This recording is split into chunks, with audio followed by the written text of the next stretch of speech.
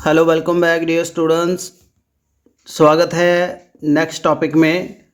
तो आज हम प्लस टू फिजिक्स का इम्पॉर्टेंट टॉपिक डिस्कस करेंगे from the unit number 4 chapter number 2 alternative current. तो इसमें टॉपिक है हमारा एलसी ऑसिलेशंस। एलसी का मीनिंग है इंडक्टर एंड कैपेसिटर। जब उसको कंटेक्ट करते हैं, दोनों को जोड़ देंगे तो ऑसिलेशंस होगी। तो उसमें क्या होता है देखते हैं। इसमें यह आपने मानना है कि आपके पास एक चार्ज कैपेसिटर है जिसकी कैपेसिटेंस है सी। इसकी जो एनर्जी स्टोर है कैपेसिटर की, that is the electric field. इसमें करंट होता है और इसकी दो प्लेट्स हैं। जैसे आपको ये कैपेसिटर है और ये इंडक्टर है, इसको एल सी कहते हैं। ठीक है, एक इंडक्टर है एक कैपेसिटर है। तो इसमें if the charge capacitor connect करे इसको इंडक्टर को, तो यहाँ एल सी ऑसिलेशंस बनेगी। ठीक है जी। तो क्या होगा इसमें, soon as the capacitor is connected to inductor, तो ये करंट सेंड करता है और मैग्नेटिक फील्ड जो है ग्रो होना शुरू हो जाएगा इंडक्टर में। तो कैपेसिटर को जब कनेक्ट करेंगे तो इसकी एनर्जी रिलीज होगी करंट की, और इसमें मैग्नेटिक फील्ड आ जाएगा इंडक्टर में। क्योंकि जब इंडक्टर में करंट फ्लो करते हैं तो वो एक मैग्नेट की तरह बिहेव करता है। सो ये एक इंड्यूस ईएमएफ प्रोड्यूस करेगा which oppose the growth of current and hence capacitor take some finite time to discharge completely. तो धीरे धीरे ये सारा खाली हो जाएगा, इसका सारा करंट इसमें यूटिलाइज हो जाएगा। So been discharge completely energy was store inside a capacitor in form of electric field no appear in the form of magnetic field inside the inductor.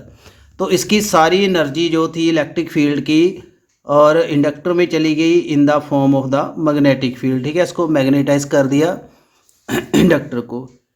और as soon as the discharge जब complete हो जाता है तो current इसमें flow करना रुक जाता है और मैग्नेटिक फील्ड जो है इसके साथ इंडक्टर के वो भी बाइंडिंग अप होना शुरू हो जाता है।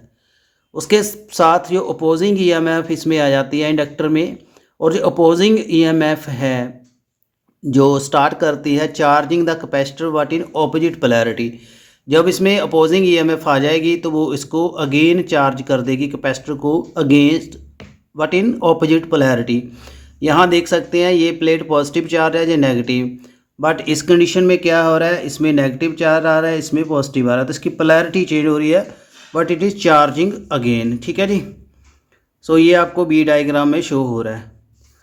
तो in case of circuit does not possess any ohmic resistance the capacitor will charge to same initial value. अगर इसमें कोई रेजिस्टेंस नहीं है इस सर्किट की, जहाँ इसमें रजिस्टर कनेक्ट नहीं किया, तो जितना ज़्यादा इसमें ईएमएफ आएगा उतना उसको बैक टोटली चार्ज कर जाएगा, क्योंकि पूरी इसमें यूटिलाइज हो जाएगी EMF. On getting fully charge the capacitor will again discharge sending current to inductor opposite direction, therefore causing flux to link with the inductor in the opposite direction. फिर से ये चार्ज हो गया है और फिर से ये क्या करेगा, इंडक्टर को फिर से ये सेंड करेगा करंट, और ये इसमें फ्लक्स आ जाएगी और इंड्यूस करंट आएगा, दोबारा फिर ये डिस्चार्ज हो जाएगा। So as before on complete discharge capacitor magnetic flux link with the inductor start winding up, और इसमें इंड्यूस ईएमएफ आएगी, फिर इसमें ऑपोजिट पोलैरिटी प्लेट में आ जाएगी। ठीक है जी। सो प्रोसेस देन रिपीट, और बार बार ये रिपीट होती रहती है एंड इलेक्ट्रोमैग्नेटिक ऑसिलेशंस इसमें प्रोड्यूस होंगी। ठीक है, ये जो ऑसिलेशंस है यहाँ शो की गई हैं, ऐसे वेव्स बनेगी। ऑसिलेशन जहाँ जो प्रोड्यूस होती हैं ये कंटिन्यूस रहती हैं, क्योंकि एनर्जी कन्वर्ट हो रही है in the form of electric field between the plate of capacitor into magnetic field inside the inductor and vice versa. So इसका इलेक्ट्रिक फील्ड कैपेसिटर का यहाँ मैग्नेटिक फील्ड दे रहा है, मैग्नेटिक फील्ड इसको करंट दे के फिर चार्ज कर रहा है, रिवर्स हो रहा है। So if the circuit does not have any resistance no dissipation of energy will take place and amplitude oscillation will be remain same. अगर इसकी कोई रेजिस्टेंस कनेक्ट नहीं है, कोई रेजिस्टेंस ऑफर नहीं कर रहा है सर्किट, तो इसमें टोटल एक ही एम्पलीट्यूड की यहाँ वाइब्रेशंस आएगी, जिसको अनडैम्प ऑसिलेशन कहते हैं। बट यहाँ पे कुछ ना कुछ सर्किट की जो है रेजिस्टेंस होती है, इसलिए इसकी जो वाइब्रेशंस हैं ऐसे एनर्जी लॉस होने से कम हो जाती है, इसको कहते हैं damped oscillation. So it is the basic idea for the LC oscillation. So मुझे उम्मीद आपको समझ आ गया होगा। बाकी इसका मैथमेटिकल ट्रीटमेंट अभी आपको दिखाते हैं, और इसकी जो फ्रीक्वेंसी है वो आएगा F = 1/2π√LC। ठीक है जी। तो इसमें आपने मैथमेटिकली कैसे देखना है, आपने एक कैपेसिटर मानना है जिसकी कैपेसिटेंस C है और इसका चार्ज है Q0। इंडक्टर है उसकी इंडक्टेंस है L। टाइम जब जीरो है तो चार्ज है Q not, I is zero. तो कैपेसिटर को जब कंडक्ट करेंगे तो ये डिस्चार्ज होना शुरू कर देगा और इसका जो करंट है इसमें फ़्लो होगा। तो इसमें di/dt करंट चेंज होगा टाइम से, और इसमें इंड्यूस EMF आ जाएगी in the inductor, that is the -L di/dt। ये आपको फार्मूला करवाया है। कैपेसिटेंस का आपको पता है पोटेंशियल डिफरेंस होता है Q/C। तो इसमें किरचॉफ लॉ जो है ऐड होगा, सेकंड लॉ, तो दोनों का जो यहाँ पे EMF है और पोटेंशियल डिफरेंस ऐड होगा, नेट आएगा जीरो। सो ये आएगा पोटेंशियल जो है इसमें इंडक्टर का, ये है कैपेसिटर का। तो इसको हम कॉमन रख सकते हैं। तो इसमें आप I = -dQ/dt। So in the present case the charge on capacitor decrease हो गया, ऐसे करंट आएगा, और di/dt आएगा -dQ² dt²। तो ये इसका डबल डेरिवेटिव आ गया। तो इसको यहाँ हम पुट कर देंगे, ठीक है जी। और ये जो इक्वेशंस है इसमें वैल्यू पुट कर देंगे, ये आएगी di/dt की वैल्यू है d²Q dt², डबल डेरिवेटिव आ गया। और इसमें इसको अब रिप्लेस कर दिया, और यहाँ पे जो आपको वैल्यू मैंने दी है Q/C के साथ 1/LCQ आ गया, ठीक है।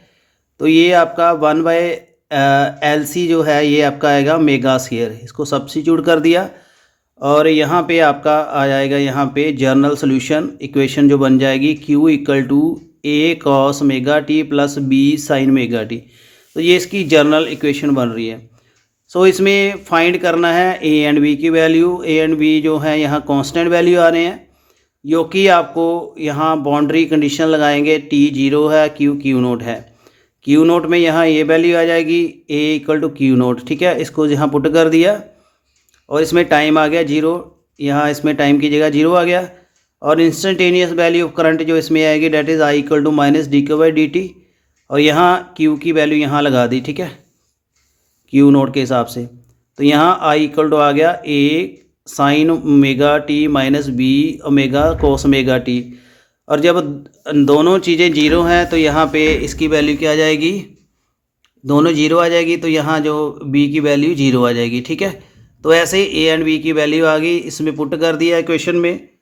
तो आपकी वैल्यू को हमने यहाँ पुट करके यहाँ इसका रिजल्ट आ गया Q = Q not cos ωt।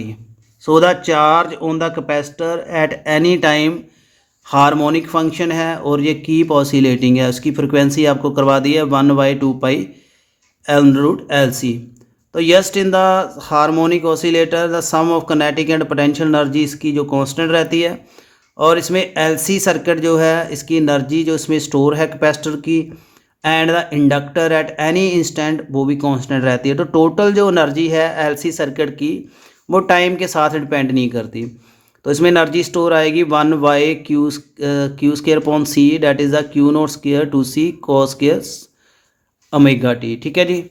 तो इसकी एनर्जी जो है इसमें कांस्टेंट रहेगी, तो 1/2LI² इंडक्टर की, इसमें Q की वैल्यू पुट कर दी, I की वैल्यू Q dt। तो ये आपका नेट रिजल्ट यहाँ पे आता है, that is the Q नॉट² 2C cos² ωt + Q नॉट² 2C sin² ωt, that is the Q नॉट² 2C। तो ये इसकी नेट रिजल्ट एनर्जी आएगी। तो मुझे उम्मीद है आपको ये पूरा कंसेप्ट समझ आ गया होगा LC ऑसिलेटर का विद द मैथमेटिकल ट्रीटमेंट। और कैसा वीडियो लगा काइंडली कमेंट करिएगा। अगर आपको किसी भी जहाँ टॉपिक में किसी लाइन में डाउट है तो पुट कमेंट कर सकते हैं। तो बहुत इंपॉर्टेंट टॉपिक है student from the examination point of view, and I hope you will completely understand it. और अपना रोल नंबर और नाम के साथ वीडियो के नीचे कमेंट करना, तभी मुझे पता चलेगा कि कौन कौन से स्टूडेंट ये क्लास देख रहे हैं। Thank you. और ऐसे ही चैनल को प्यार करते रहिए for the more and more wonderful lectures for you. Thank you very much and God bless you.